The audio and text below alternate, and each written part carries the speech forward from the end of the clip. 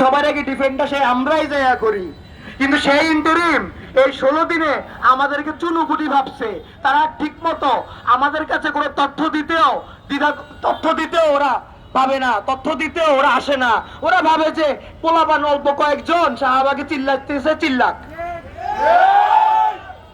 15 ঘন্টা আমার ভাইয়ের খুনি এই বাংলাদেশে ছিল, কিন্তু ইন্টারিম তাদের বালটাও ছিটতে পারে নাই। আবার কেউ কেউ আমার ভাইরে গিরিবিক বলে।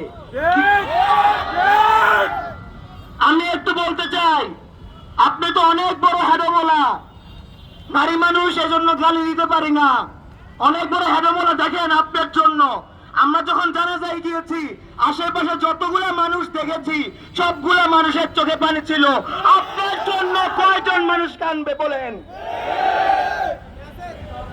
প্রিয় ভাইরা, আমরা এটাও দেখতে পেয়েছি গত 16 দিনে অনেক প্রথম আলো এবং ডেইলি স্টার ভাঙ্গার জন্য অনেক হুজুরদেরকে, নিরীহ হুজুরদেরকে ঘর থেকে গোয়েন্দা সংস্থার লোকেরা তুলে নিতেও দেখেছি।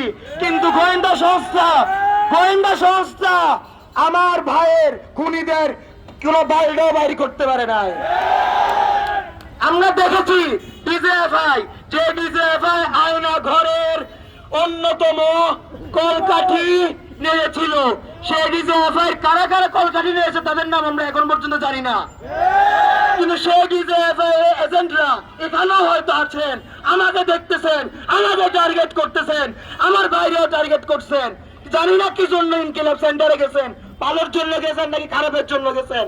কিন্তু যদি ভালোর জন্যই জায়গা থাকেন, আমার বাইরে যখন গুলি করে তখন কেন আপনারা দেখেন নাই?